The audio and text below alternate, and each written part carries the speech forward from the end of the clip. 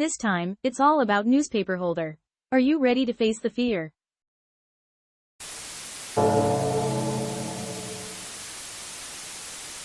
This is a true story that I experienced on June 14, 2 years ago.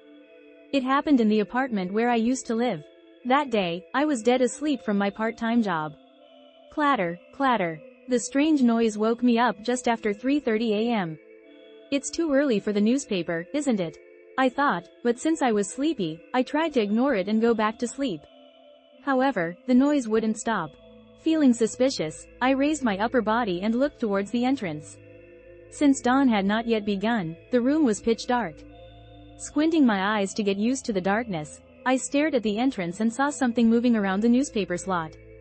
A chill ran down my spine as I mustered up the courage to get out of bed and approach the entrance, where the clattering noise persisted. When I saw the scene at the entrance, I was at a loss for words. A pale hand was reaching from the newspaper slot to the doorknob, persistently jiggling it up and down. What? Why is there a hand coming out of there?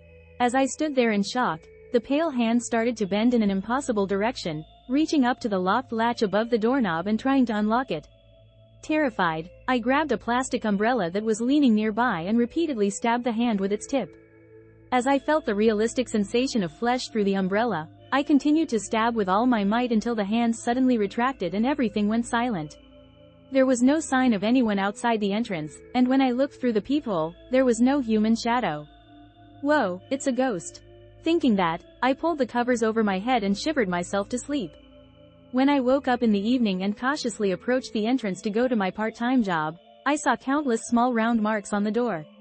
They were the marks from the tip of the umbrella I had stabbed into the pale hand multiple times the previous night. I was sure that I had only stabbed the hand. There was never any metallic sound, nor did I feel any such sensation. I got scolded severely by the landlord, and had to pay for repairs. However, that wasn't the only odd thing. Outside, there were clear footprints facing the entrance. And they were muddy. There had been no rain that day or the day before, and there were no muddy trails or footprints on the stairs. 2 weeks after that incident, I moved to my current apartment. Even now, I sometimes wake up from nightmares about that day. Was it a ghost? Or a stalker? It was seriously terrifying at the time. So, what did you think? From today's story, we learned that physical attacks can affect ghosts. With that in mind, I'll be heading to the gym to enhance my physical strength. Gotta be prepared to beat ghosts, right? Stay tuned to see what kind of terror awaits us next. Thanks for watching, and see you again soon.